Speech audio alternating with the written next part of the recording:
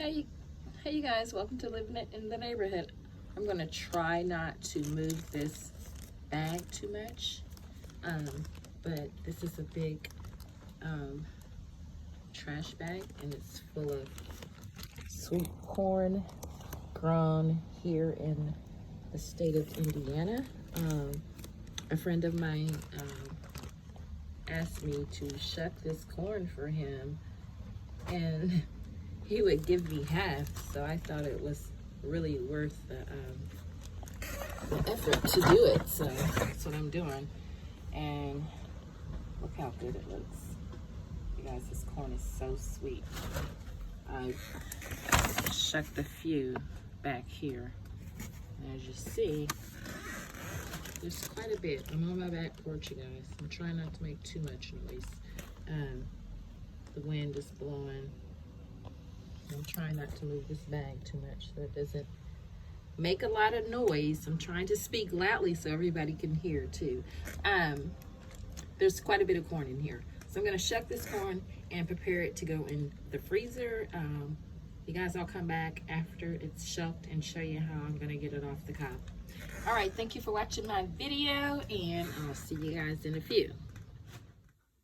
All right, you guys, I'm back. So from all the corn that I had in the bag, I have 32 ears. I got 5 ears in each pile and 2 over there, which makes me 32. So now I'm gonna take all this corn off of the ears, or the, what do you call that?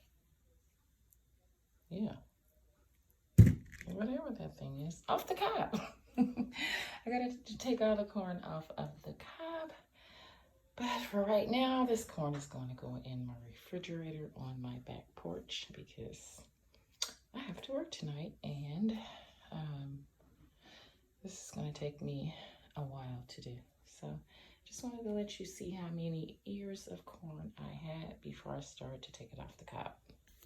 All right, be back later. Thrifty, nifty little idea, and it is actually working. You take a bundt pan, just a regular old bundt pan with a hole in the middle, and you stick your corn in the hole. How clever is that, you guys?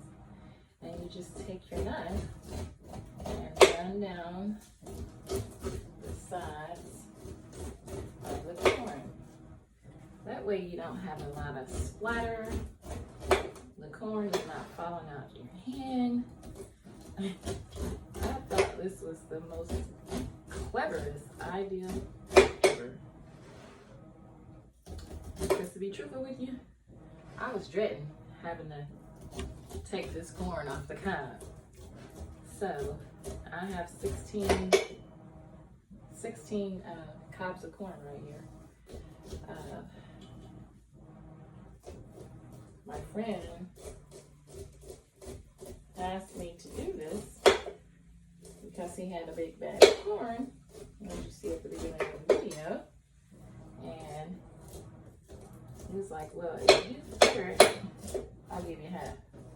And I thought that was the greatest idea.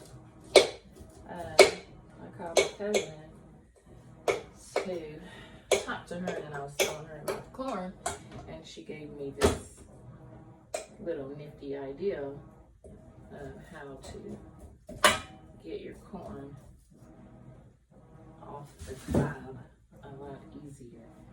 Yeah, you see it's still flying everywhere, but if I didn't have this, it would be much worse. So I'm not really trying to dig down into the corn. I'm just, it doesn't sound like it, but I'm actually going lightly over the ear of corn to remove the kernels, and then I'll go back and just kind of scrape it to get a lot of that milk out of there. Just lightly scrape over it with like the back of my blade. Instead of digging the blade all the way in there. Then just to get the bottom part, I'm just laying it on top of the little circle there. And great results here. Better than that other way that I was going to attempt to do it. Of course, it's milk everywhere, but not as bad as it would be. And as you can see, the corn is falling down into the little pan tray, and it's not falling all over the place. It's getting down in there, making this job a lot easier, you guys. So if you got a lot of corn, try this method. It really works. So the next process will be getting this corn into some bags for my friend, which was... Okay, you guys, this is what 16 ears of corn looks like. Cut off the cob. So now, yeah, it's quite a bit. And then I have the rest over here, which I'm gonna cut off the cob for myself. And this will be he and I splitting the corn together. So now what I'm going to do is I am just going to pack this corn in these, I can figure out where the little loop is, the little hole. I'm just going to put this corn in freezer bag. I'm not going to add any water. I'm not going to boil it. I'm not going to do any of that. This is the way my mom done her corn. She didn't add any water to it. Well, I did wash it, and after I washed them all, I patted them completely dry because we don't want any excess water going inside these freezer bags to freeze this corn. And once this corn is frozen, you get ready to use it, you want to just take it out of the freezer and cook it, start to cook it in whatever you're going to cook it in, completely frozen. That way, that's what my mom did.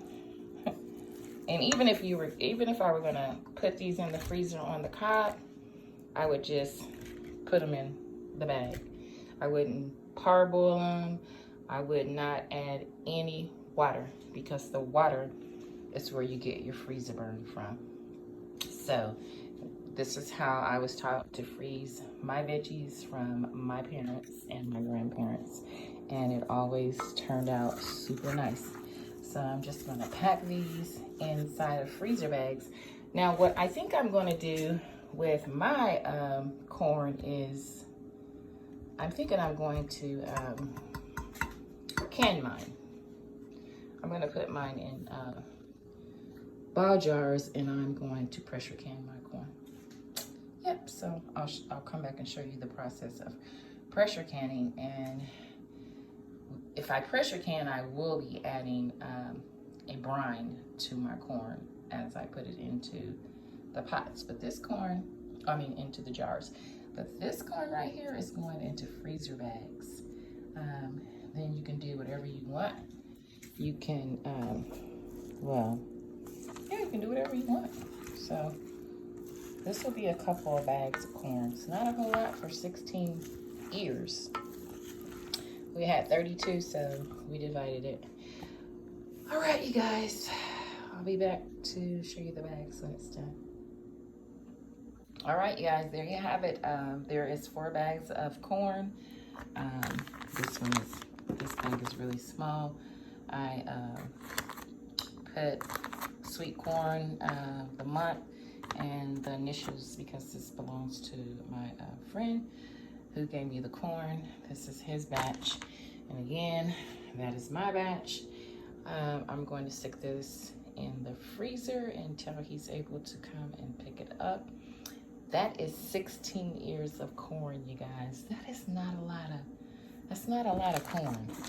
I mean, and I could have used quart bags, but they didn't have any quart freezer bags at Aldi, and I didn't have any, so I just used, I just got the gallon freezer bags, and I made them small because he is, well, I don't know how single he is, but I think he lives alone, so I didn't want to put a whole lot if he were just going to be cooking like a batch for himself. So, but if he needs to cook more, he could do 2 together. Not a lot of corn at all for 16 ears. So it takes a lot of corn to get some corn. And that's a lot of work, y'all. I got gnats in my kitchen now, y'all. First it was ants and now it's gnats.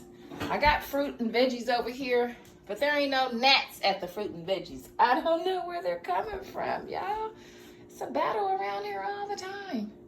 But anyway, yeah, I was thinking about canning this, but I think I'm just going to go ahead and take it off the cob and I'm going to throw it in the freezer. I'm not even going to worry about canning because it's not that much. So, yeah, we can use this on the little summer get-togethers that we're getting ready to have. Yeah, but that's for my friend and this is for me. So I'm going to start taking mine off the cob. And I'll probably just use like 3, maybe 2 bags for mine, because it'll be like quite a few people eating off of my corn, I'm sure. But I'm not for sure. So with him, he can just, if he needs to cook more, he can just add 2 bags together. But anyway, you guys, thank you for watching, and don't forget to use your little handy bunt pan when you are taking your corn off the cob. Just stick your cob down in the hole and then take your knife and just start to remove the corn off the cob with the blade of your knife. All right, you guys, don't forget to give me a thumbs up, and I'll see you guys in the next video. Have a wonderful, blessed day. Goodbye.